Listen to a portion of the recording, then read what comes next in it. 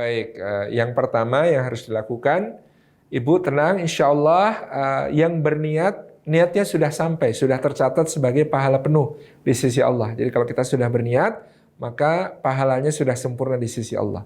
Halangan yang terjadi karena dipinjam, maka kita bisa melihat kondisinya. Kalau memang yang bersangkutan sebenarnya sudah mampu untuk membayar, hanya saja dia menunda-nunda, tentu kita perlu untuk menagih, kita perlu untuk mengingatkan dia tentang kewajibannya. Karena sesungguhnya membayar hutang ini termasuk amalan yang wajib dan harus diprioritaskan. Kalau memang keadaannya yang bersangkutan ternyata belum bisa, karena memang keadaan, kondisi pandemi dan lain sebagainya, dia belum bisa untuk membayar yang menjadi hutangnya, maka silahkan untuk kemudian memperbarui akad, yang memperbarui perjanjian pengembalian uang tersebut.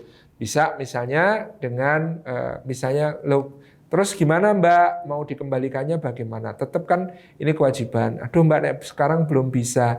Ya nggak apa-apa, yang penting tetap harus dikembalikan. Caranya mungkin dengan nyicil. Boleh diatur perjanjian yang baru, misalnya nyicil tiap bulan berapa, supaya dia bisa mengembalikan. Karena biasanya kalau mengembalikannya ganti saya harus cash itu, ya tertunda terus karena nggak ngumpul-ngumpul gitu ya. Tapi kemudian kalau misalnya dicicil dengan per bulan berapa, dan itu kalau bisa hitam di atas putih, bermaterai, ada saksi, itu penting karena memang ini adalah perintah Allah dalam surah Al-Baqarah ayat ke-282.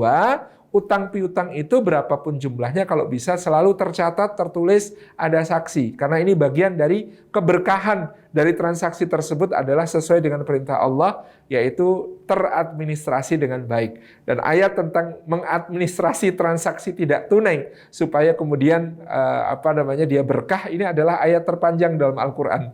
Jadi kalau mau cari ayat terpanjang dalam Al-Quran itu, ini ayat tentang perbankan ya, ayat tentang transaksi tidak tunai yang harus dicatat dan harus kemudian hitam di atas putih, ada saksi-saksi yang kemudian menjadi yang menyaksikan transaksi tersebut.